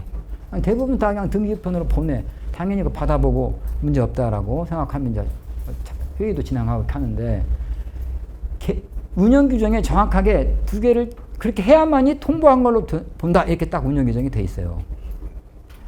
그래서 게시판에 안 붙여놓으면 그게 또 시비가 되는 거야. 법적인 시비가. 그래서 그런 것도 소송을 또 해요. 그러니까 좀 귀찮더라도 그런 거는 좀 잊어버리지 말고 붙여놓는 게 좀 필요하다. 중요한 거. 뭐 대표적으로 추진위원회 회의 언제 개최한다랄지 총회 언제 개최한다랄지 이런 중요 사항들은 게시판에 붙여놓는 게 좋다. 소송을 하게 되면 소송거리는 되는데 실제로 결과는 어떻게 되느냐. 그것 때문에 지는 일은 별로 없어요. 대부분 이런 것은 이제 해야 된다라고는 했지만 그렇게 중요하지 않다라는 것을 판사도 아는 거예요. 재판부도. 그래서 이런 것은 훈시 규정이다. 이렇게 해석을 해서 뭐 그것 때문에 뭐 패소하진 않지만 시비는 되고 잘못해서 여러 가지가 겹쳐서 조합이 많은 것들이 하자가 있으면 그것도 그냥 꼬투리 잡혀서 같이 넘어가니까 가능하면 그런 것들도 신경 쓰는 게 좋습니다. 7일 전에 통지해야 되는데 긴급하게 해야 될 안이 갑자기 생겼어. 통지하고 나서 갑자기 보니까 뭐가 새로운 걸 또 뭐 업체를 뭐 심의를 해야 된다랄지 아니면 뭐 상의할 일 생겼네.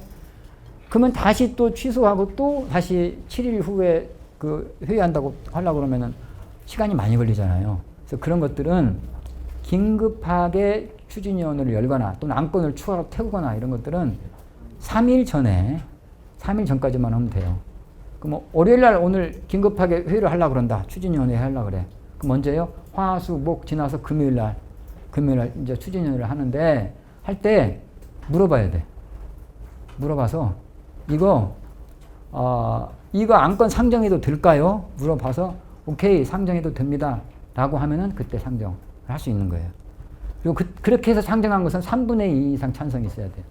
3분의 2 이상.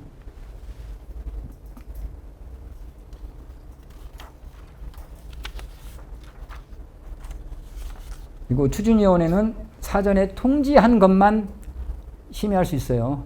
뭐 위원장님이 갑자기 5가지 안건 쭉 하고 나서 사실은 내가 하나 뭐 좀 더 상의하고 싶은데 이 안건 새로 상정합니다. 6호 안건. 이거 안 된다는 거예요. 의결할 수가 없어요. 그냥 그거는 심의만 하는 거예요. 심의.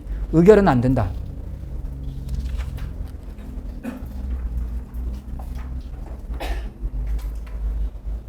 추진위원은 대리인 참석 안 돼요. 남편이 추진위원인데 부인이 가서 내가 위임장 써갖고 가서 참석하는 거 안 되고 다만 서면 결의는 돼요. 각각의 안건에 대해서 1호 안건 찬성, 2호 안건 뭐 반대 이런 식으로 서면은 할 수 있는데 대리 참석은 안 된다. 감사는 참석을 할 수 있어요. 근데 의결권이 있을까요? 없을까요? 감사? 네, 감사는 의결권 없어요. 자, 이제 추진위원회 운영은 이렇게 추진위원 회의는 이렇게 운영을 하고, 그 다음에 이제 중요한 거는 총회를 해야 되는 거죠. 총회가 또 중요한 것은 총회에서 의결해야 돼. 업체 선정하는 거, 정비업체 설계사무소, 이런 업체 선정하는 거. 그 다음에 위원장을 변경하는 거.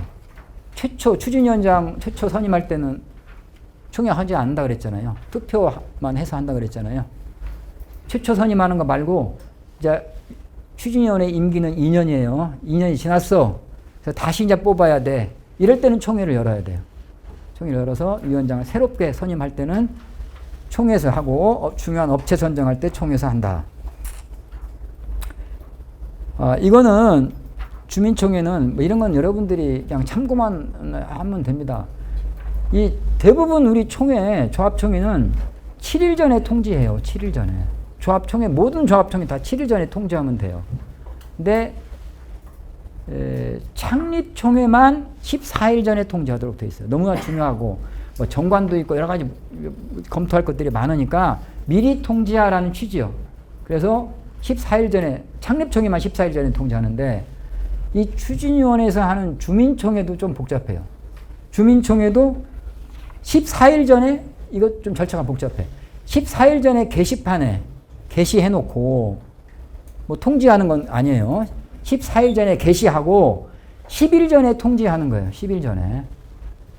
이거는 뭐 그냥 참고만 하십시오. 이건 아주 예외사항인데 법을 이렇게 만들 필요가 없는데 이건 운영규정 만들어 놓고 나서 귀찮으니까 손을 안 본 거예요. 요즘에 다 7일로 다 맞춰져 있습니다. 의사정족수라는 게 있고 의결정족수라는 게 있어요. 여러분들은 이제 오늘 이렇게 밤 늦게까지 이렇게 오셔서 공부하시니까 좀 그래도 법적인 용어, 좀 멋진 용어들도 좀 알고 가는 게 좋잖아요. 그래서 알려드리는 거예요. 의사정족수, 의결정족수. 의사정족수, 뭐 혹시 여기에 구의원 하거나 시의원 하시는 분, 혹시 국회의원 안 계시겠지만 하셨던 분들은 좀 아실 거예요.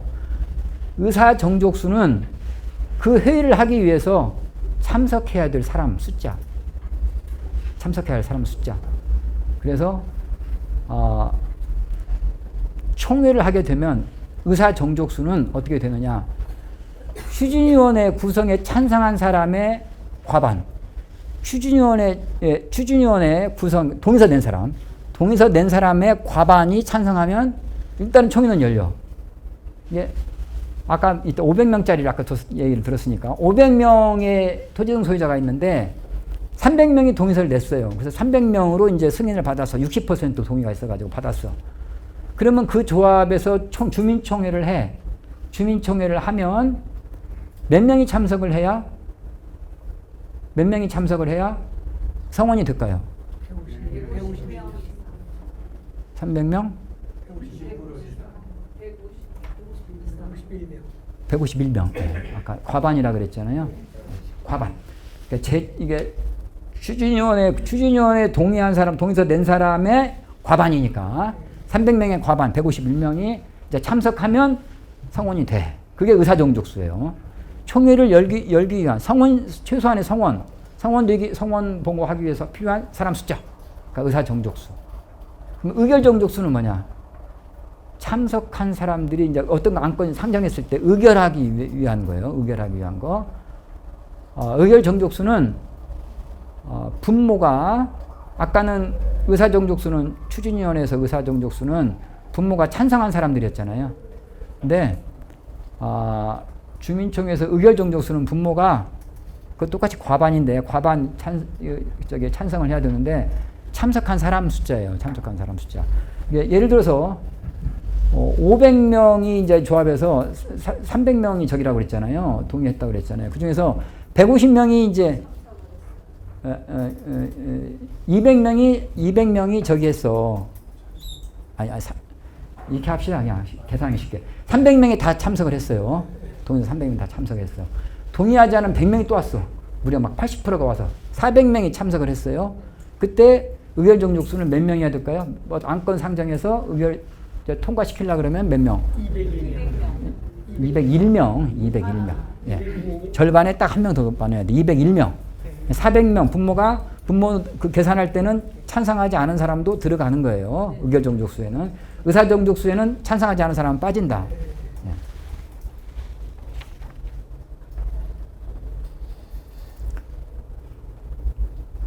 총회 의결 사항 아까 설명을 드렸고. 대리인이 총회 참석할 수 있는데 추진위원회는 대리인 참석 못한다고 그랬죠. 서면 결의만 낼 수 있고 대리인 못 가요. 뭐 남편 대신 부인 대신 못 간다. 근데 총회는 갈 수 있어요. 총회는 가는데 총회는 누가 갈 수 있느냐? 누가 대리해서 갈 수 있느냐? 배우자, 직계 존비속, 그 다음에 형제 자매 중에서 성인, 어른 중에서 가는 거예요. 그 사람들이. 그러면 여기서 며느리는 갈 수 있을까요? 없을까요? 며느리.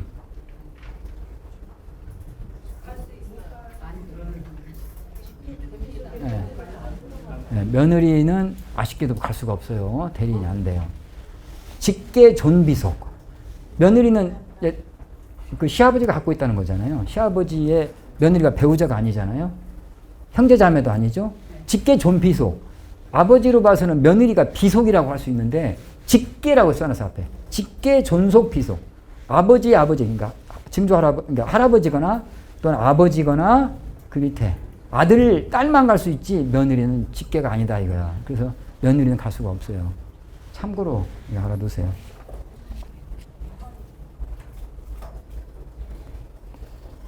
서면결의서 내는데 서면결의서는 총회 전날까지 서면결의서 도착한 것만 유효합니다.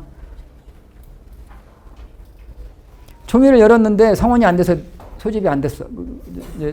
성원이 안 돼가지고 무산됐어. 또 소집했는데 무산됐어. 2번 연속 총회 소집이 안 되면 추진위원회에서 총회 의결사항을 추진위원회에서 의결할 수 있어요. 아까 말한 업체 선정 뭐 이런 것들 전부 다 추진위원회에서 할 수 있는데 대신에 아까 말했던 가중 요건. 그냥 과반 참석에서 과반 찬성 이게 아니고 3분의 2 이상 참석을 해서 3분의 2 이상 찬성을 해야 돼.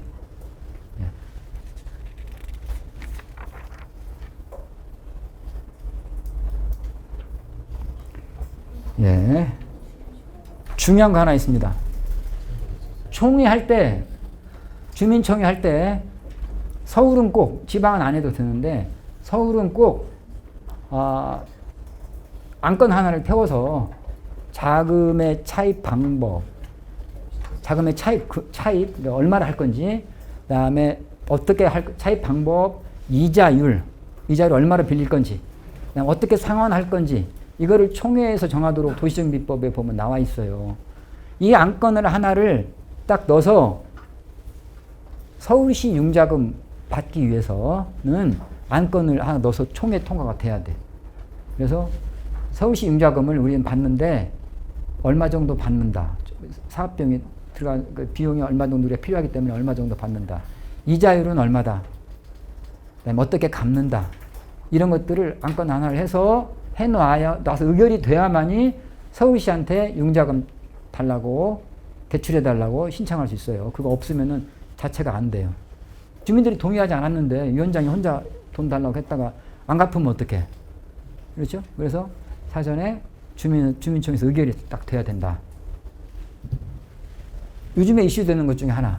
의결을 받을 때 이자율이 있어요. 이자율. 이자율을 딱 몇 퍼센트 딱 박지 말고 몇 퍼센트라고 표기는 하되 서울시 정비사업 융자율이 변동될 경우엔 거기에 따른다라고 꼭 써줘야 돼요. 작년까지만 해도 서울시 정비사업 이자율이 융자금 이자율이 3.5%. 올해는 몇 프로인 줄 아세요? 4%. 0.5% 올렸어요. 요즘 금리가 많이 올라가니까. 그런데 3.5%라고 와서 빼도 박도 못하게 3.5%라고 하는 데는 여러 가지 애로사항이 많아, 지금. 그래서 다시 한번 총회를 열어야 돼요. 뭐 돈을 서울시가 안 주려고 하는 건 아닌데, 주긴 주는데 다시 총회 의결을 해라. 뭐 이런 절차가 복잡해지니까 미리 그런 것들은 융자금 받으려고 그러면 총회 의결이 있어야 된다. 아까 말씀드린 창립총회는 조합설립 동의율이 75% 달성된 다음에 해야 되고 20% 이상 직참해야 되고, 예. 그 다음에 업체 선정한다고 그랬잖아요. 업체 선정. 업체 선정을 추진위원회가 할 수 있잖아요. 업체 선정할 때는 그냥 마음대로 하면 안 돼요. 추진위원회에서 할 수 있는 거는 정비업체, 설계업체 두 군데 업체 선정할 수 있다고 그랬죠. 그 업체는 서울시에서 정한 규정이 있어요. 정비사업 전문관리업자 선정 기준, 설계업자 선정 기준, 그 기준에 따라서 업체 선정을 해야 됩니다. 나머지 업체, 예를 들어서 감정평가 업체는 그렇게 할 필요는 없어요. 하지만 감정평가 업체나 또 도시계획 업체를 선정할 수도 있거든요. 추진위 단계에서. 예를 들어서, 근데 그럴 때는 서울시는 설계업체, 정비사업 전문관리업체, 시공사 세 군데만 중요하다고 봐서 선정 기준을 두고 있고 나머지는 없어요. 그때는 뭘로 해야 되냐? 국토부에서 고시한 정비사업 계약 업무 처리 기준이라는 게 있어요. 거기에 따라서 업체 선정을 해야 됩니다. 근데 그거에 대해서 제가 간단하게 오늘은 지금 이제 대부분 추진위 운영 규정, 추진위 단계를 하기 때문에 거기에 국한해서 설명할 수 있지만 추진위 단계에서 또 다른 업체를 뽑을 수도 있고 그다음에 여러분들이 일반 주민들도 오셨다고 알고 있어요. 그래서 그 부분들 조금 더 제가 팁으로 설명을 드리는 거예요. 정비사업 계약 업무 처리 기준은 절차가 쭉 복잡한 게 있는데 쉽게 몇 가지만 요약해서 설명하면 그 규모에 따라서 입찰 방법을 달리 정하고 있어요. 금액이 많으면 더 엄격하게, 더 투명한 방법으로 선정하도록 되어 있고 금액이 적으면 좀 쉽게 할 수 있도록 해놨다. 가장 쉽게 할 수 있는 게 뭐예요? 그러니까 수의계약한다 그러잖아요. 아무 업체나 뽑아서 쓰는 거예요. 그거는 용역 규모로 5천만 원, 용역비 규모로. 추진위원회나 조합은 물품 제조 또는 공사, 무슨 이런 것들을 하는 것을 뽑을 일이 거의 없어요. 우리가 물품을 제조할 일이 없잖아요, 추진위는. 근데 공사는 시공사 하나 거의 딱 하나만 뽑고 나머지는 공사, 시공사 말고는 나중에 이제 정비기반시설 업체들 뽑기도 하고 일부 그러는데 거의 중요한 것은 이제 시공사 하나예요. 그럼 나머지는 뭐냐? 다 용역업체야. 전부 다 용역업체. 설계사무소도 용역이고 감정평가, 변호사 모든 것 전부 다 정비사업 전문관리업체, 기타 모든 각종 영향평가업체, 심의업체 다 용역입니다. 용역 기준으로 5천만 원. 5천만 원보다 적으면 수의계약 할 수 있어요. 5천만 원보다 많아지기 시작해 1억까지. 1억 이하는 지명할 수 있어요. 지명으로. 지명경쟁. 1억이 넘어가. 절대 지명하면 안 돼요. 그때부터는 이제 무조건 일반 경쟁해야 돼. 일반 경쟁 입찰. 일반 경쟁 입찰이 도시정비법 2018년도에 개정되면서 핵심 개념이에요. 모든 거 아까 방금 말하는 건 1억 미만이니까 아주 작으니까 그냥 그건 좋다. 거기까지는 봐준다야. 지명해도 되고 수의계약 해도 되는데 1억 넘는 거는 무조건 다 일반 경쟁이에요. 일반 경쟁이라는 건 뭐냐? 입찰하는데 어떠한 제한 요건도 두면 안 되는 거예요. 과거에는 이런 거 많이 했어요. 실적이 얼마 이상일 거, 몇 세대 이상 하는 거. 시공사도 마찬가지고 정비업체 뽑을 때, 설계사무소 뽑을 때, 뽑을 때 얼마 이상 해본 실적이 있을 거, 자본금 얼마 이상 또는 신용평가 얼마 이상 어디에 뭐 소재한 업체 뭐 이런 식으로 많이 옵션을 걸어. 그래서 제한 경쟁 입찰을 해요. 그러면은 참여할 수 있는 업체가 굉장히 없겠죠. 그래서 딱 조합해서 마음에 드는 업체만 입찰할 수 있는 거예요. 그래서 그런 폐단을 없애기 위해서 완전히 1억 넘으면 무조건 일반 경쟁 입찰로 간다. 그래서 아까 말했던 것처럼 금액이 적으면 차라리 수의 계약이나 지명 경쟁은 가능하지만 제한 경쟁은 아예 없다는 거예요. 재건축 재개발에서 제한 경쟁은 없다. 2억 넘어가면은 일반 경쟁 입찰을 하면서 엔드 전자 입찰을 해야 돼요. 그래서 누리장터라고 있어요. 나라장터하고 거의 같은 개념. 나라장터 사이트 안에 들어가면 누리장터라고 하는 이제 그거 메뉴가 있어서 거기 들어가서 거기에다가 입찰 공고문을 올려야 돼. 올릴 때 아까 말했던 것처럼 어떠한 자격 제한도 두면 안 된다.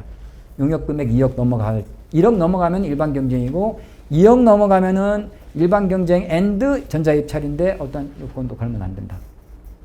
제한도 두면 안 된다. 근데 이제 이게 그렇게 되면 어떻게 뽑으라는 거냐, 우리가. 어떤 기준이 있어야 될 게 아니냐. 이렇게 이제 생각할 수 있어요. 그래서 기준이 3가지가 있어요. 뽑는 방법이. 첫 번째, 최저가 입찰. 우리 하는데 이거 무조건 최저가 쓴 사람 우리가 무조건 뽑는다. 하나 있고. 두 번째, 적격 심사 방식. 가격도 보고 그 다음에 재무 상태도 보고 실적도 보고 다 보겠다. 세 번째, 방금 그런 것도 다 보면서 엔드 제안서까지 내고 제안서를 내봐라. 우리 동네 니네들이 사업한다고 할 때 어떻게 할 건지 구체적으로 니네 사업 계획서를 한번 내봐라. 제안서까지 보고 나서 그 평가해서 결정하는 방법. 최저가 방식, 적격 심사 방식, 제안서 평가 방식 3개가 있습니다. 근데 최저가는 아주 심플하죠. 가격 하나만 딱 보는 거야. 최저가는 무조건 낙찰. 제안서 적격 심사는 심사를 해야 되잖아요. 어떻게 심사할 거야 도대체? 실적, 자본금, 신용평가 등급, 뭐 기타 여러 가지 것들을 우리 조합에서는 이런 걸 중시해서 보겠다. 각 항목마다 이런 것들은 몇 점, 이런 것은 몇 점, 뭐 재무 상태가 뭐 등급이 30점, 실적이 뭐 30점, 그다음에 뭐가 뭐 신용평가 등급이 예를 들면 40점 이렇게 둔다랄지 이렇게 해서 우리는 각각의 평가 항목별로 배점을 어떻게 하겠다라고 하는 평가 항목별 배점표를 꼭 공개하도록 돼 있어요. 입찰 공고할 때. 그걸 딱 공개를 해야 돼. 나라장터에. 그러면은 그거는 전국에 있는 모든 재건축 재개발 조합이 똑같아요. 서울시만 하는 게 아니고.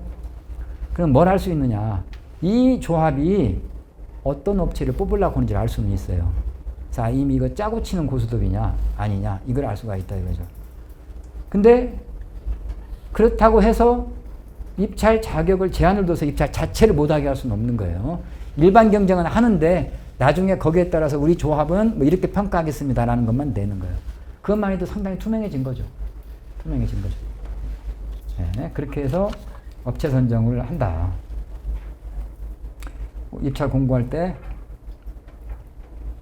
그럼 아까 이거는 이제 이런 질문이 나올 수 있어요. 5천만 원, 1억, 그다음 뭐 2억 이런 것들이 있는데 이게 부가세 포함이야 아니요? 이렇게 물어보는 분 계세요. 부가세 포함일까요 아닐까요? 네, 부가세 포함 아니고 순수 공급 금액 기준으로 5천만 원, 1억, 2억 이렇게 가는 거예요.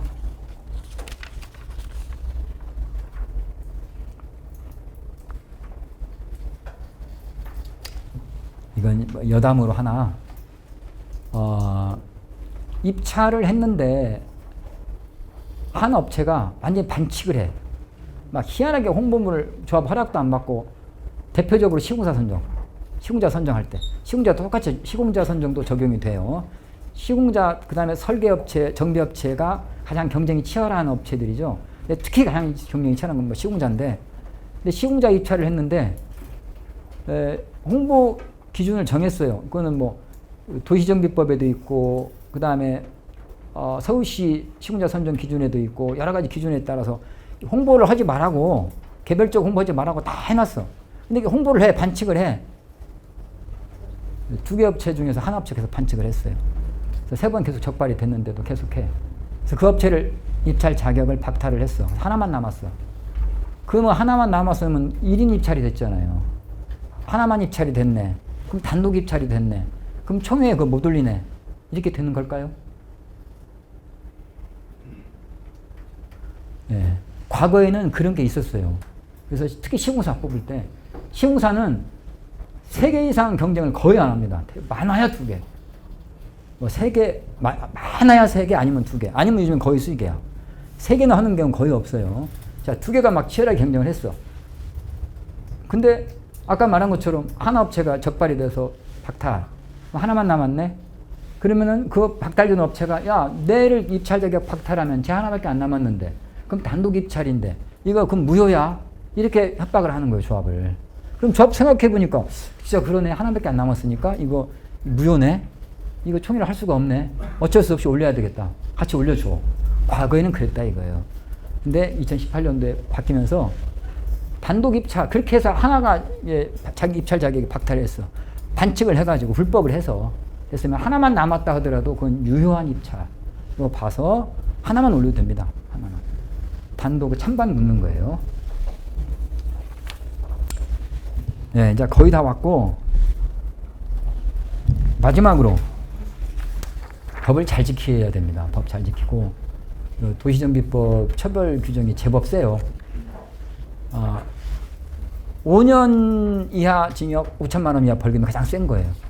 뭐냐? 업체 선정하거나 조합장, 추진위원장, 조합 이사, 감사 뽑을 때 금품 향응 제공하는 거. 돈 주겠다고 하는 거. 주기만 하는 게 아니고 주겠다고 약속하는 거. 또 걸립니다. 똑같이. 약속만 해도 그건 위법인 거예요. 그렇게 되면 5년 이하 징역이에요. 그 다음에 서면 결의서 위조하는 거, 서면 동의서 위조하는 거, 그 대표적으로 2가지가 처벌이 가장 강해요. 그 다음에 3천만 원 이하 벌금, 3년 이하 징역. 그건 뭐냐면은 아까 막 일반 경쟁 입찰이 해야 된다 그랬잖아요. 일반 경쟁 입찰 안 하고 업체 뽑아버리는 거. 그건 3년짜리. 그 다음에 2년짜리. 2년짜리는 뭐냐? 내가 그 보면은 벌칙 조항이 막 10몇 개씩 막 되는 것도 있어요. 근데 중요하지 않은 거, 별로 일어나지 않은 것들은 제가 빼고 이거 조심해야 될 것들만 얘기하는 거예요. 2년짜리는 정보 공개 요청을 했어요. 요즘 정보 공개 요청하면 다 해줘야 된단 말이에요. 해주는데 정보 공개 요청을 했는데 그거를 가짜를 줬어. 조합 전화번호 이런 걸 가짜를 주고 또 빼고 주고 뭐 이렇게 해서 허위 사실을 넣어가지고 줬어요. 그거는 2년이에요. 근데 아예 안 줘. 그 강심장 조합장님들 있습니다. 내가 배째라 나 안 준다. 그분은 1년이에요. 거짓말 한 것은 2년이고 아예 안 주는 것은 1년이고 이렇게 생각하면 돼요.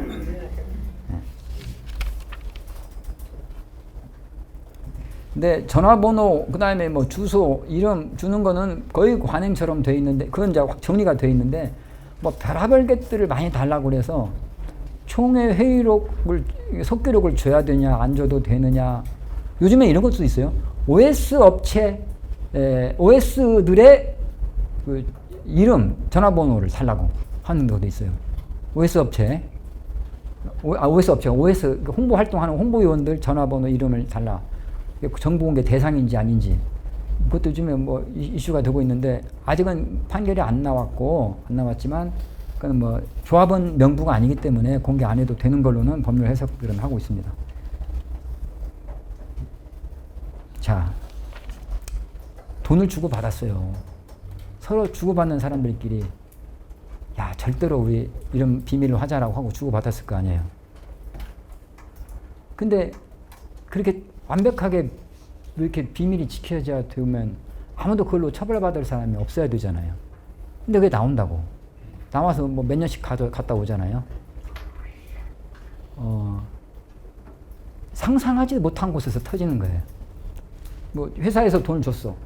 직원이 알고 있어. 직원이 뭐 회사를 상대로 뭐 협박을 하든지 해서 안 되면 그냥 터뜨리든지. 아니면 조합에 돈을 갔어. 조합에서 자기들끼리 나눠요. 나누는 과정에서 누구는 많이 받고 누구는 조금 받아. 그럼 에이 화가 난다. 찌르는 거야. 어떤 사람은 정비업체 대표인데 내가 5천만 원을 줬어. 그래서 우리 선정해 주기로 했어. 근데 이 사람이 다른 업체인데 더 많이 받았는지 나를 선정 안 해주고 저기를 다른 데를 선정해 주네. 그러니까 본인이 가서 나 5천만 원 줬다고 검찰에 가서 고소를 해버리는 경우도 있고 여러 가지가 많습니다. 근데 제가 보니까 진짜 어떻게 보면은 좀 착한 조합장님들 더 잘 걸리더라고. 진짜 이분은 되게 위험한데 하는 분들은 이상하게 안 걸려요. 관리를 잘 하시나 봐. 근데 착한 분들이 그렇게 꼭 내가 안타까운 분들이 한 두어 분 있어요. 그분은 이렇게 걸릴 분이 아닌데 어떻게 다 걸려가지고 몇 년씩, 5년씩, 7년씩 이렇게 살다 나와요. 많아요.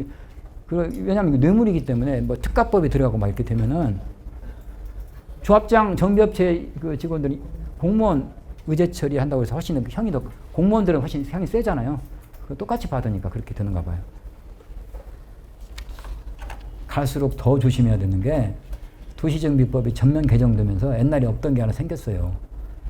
자수자에 대한 특례 제도가 생겼어요. 네. 그게 리니언시 제도라고 하는 게 있어요. 공정거래. 혹시 공정거래 쪽에 아시는 분은 아시는지 모르겠지만 담합하잖아요. 담합했어. 내가 담합했습니다라고 가장 먼저 손들고 나온 사람은 무조건 면제야. 벌금 없어요. 거기는.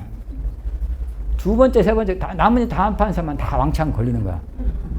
그렇게 잘하는 회사가 S기업이 우리나라 대기업 S기업이 아마 그 일부러 그런 건 아니겠죠. 어느 시점부터 우리는 절대 담합하지 말라고 위에서 오다가 내려와서 그랬겠지만 딱 리니언 시제도를 활용을 해서 다 빠져나가고 나머지만 왕창 뒤집어 쓰는 거죠. 마찬가지죠. 자수자 특례도 신고하잖아요. 신고한 사람은 감경 또는 감면이야. 100% 감면은 아니고 감경 깎아주거나 아예 형을 안 때릴 수도 있다는 거예요. 그러니까 업자들한테 돈 받으면은 그 사람이 진짜 성질났다 가지고 찌르면 그 사람은 빠져나갈 수도 있다 이거예요. 그러니까 돈 받을 때 조심해야 됩니다. 네. 여기까지고 제가 이거를 한번 같이 읽어보면서 하려고 그랬는데 내용이 많아요. 내용이 많으니까 여러분들 집에 가서 시간 있으실 때 그냥 쭉 한번 보시고 네, 설명 제가 중요한 것들은 몇 번 강조를 했으니까 형광펜 칠하시면서 한번 보시고 지금 8시 10분이니까 제가 쭉 연강을 했잖아요. 서울시도 어디건 뭐 100분 주면은 가운데서 이제 쉬는 시간 10분 하고 하는 거니까 8시 20분까지 제가 마치려고 그래요. 8시 30분까지인데 10분 남았습니다. 10분 동안 질의응답.